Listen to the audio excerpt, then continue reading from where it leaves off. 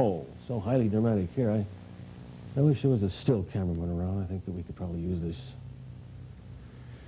shot in the portfolio some way, huh? You know, kind of a Mister Morrison shot here, you know. Well, got to get a cheap photographer because this is for free, all of this stuff. Where's the money? There must be some kind of a way to make some money out of this thing before it's too late and I'm expired down deep and don't even give a damn about this need to present myself as the leverage between myself and my own understanding. I don't know.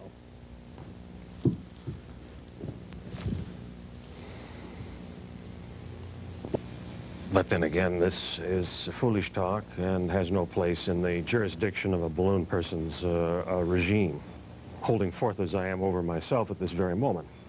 And precisely that which it is that makes me the strongest.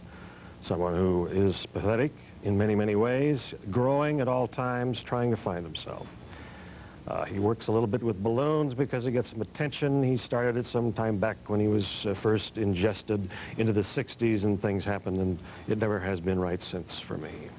Oh, yes, I'm current. I'm in my later dotage of great hipness because I have chosen the route of leading my own self selfishly without a wife or forbearing any of the American children that are running around ruining our country today. Myself included, I started it all regardless. Kids or not, my generation have a great deal to do just simply by living. We could have all died off, and I think the whole world would have been much better off probably for my generation altogether.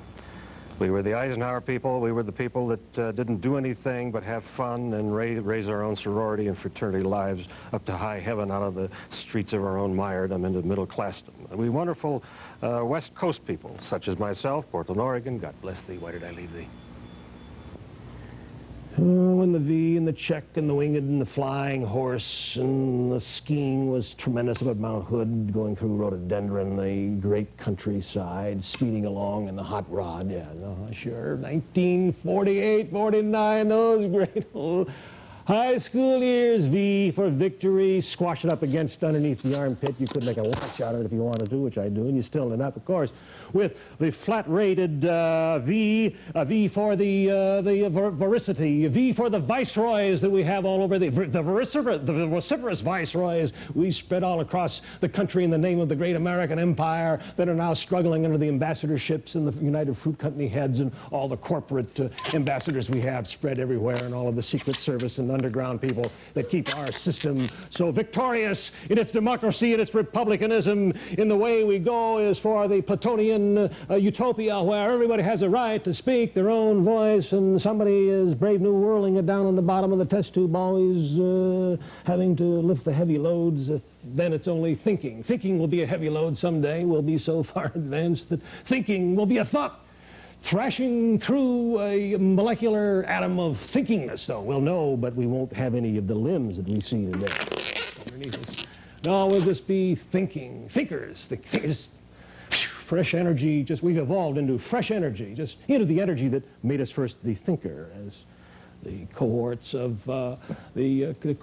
this particular philosophy are underwriting this, of course. The cohorts being the United Kingdom, for which I stand. One totally unfounded personality with very little power structure under him, just the ego of his own exorbitant expectations that actually he is working towards a goal of some sort.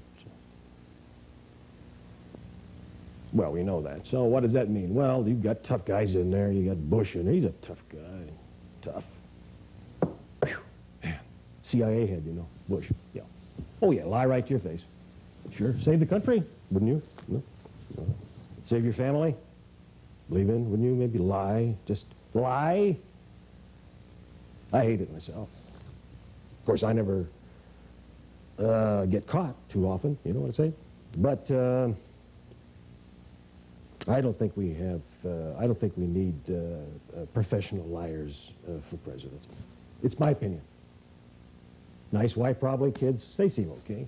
A little bit, you know, But, well, I mean by that, I mean, they look a little, you know, they look a little bit like their dad, you know. But, anyway, that's the way it goes. If Bush was here right now, I'd just, I'd ask him a few very important questions.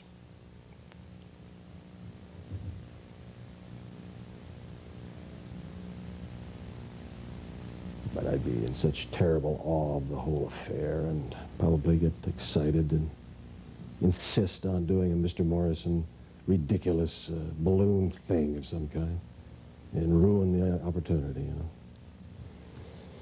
It's a hardship that for me to have to, hey,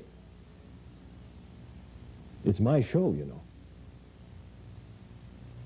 Yes, that's the scientific point of view, perhaps, but, well, 2 bits.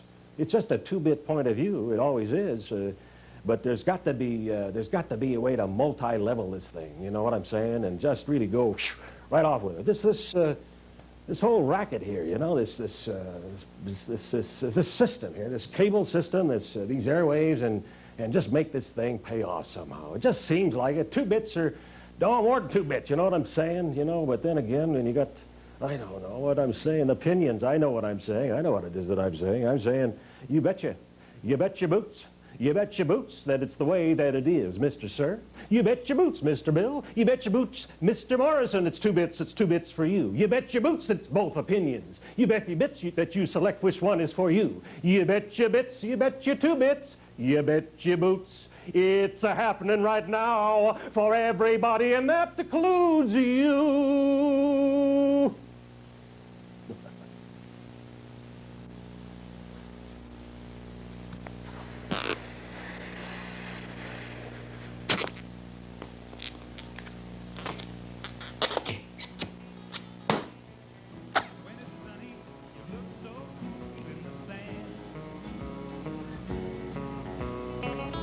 When it's raining, you walk a little slower going home.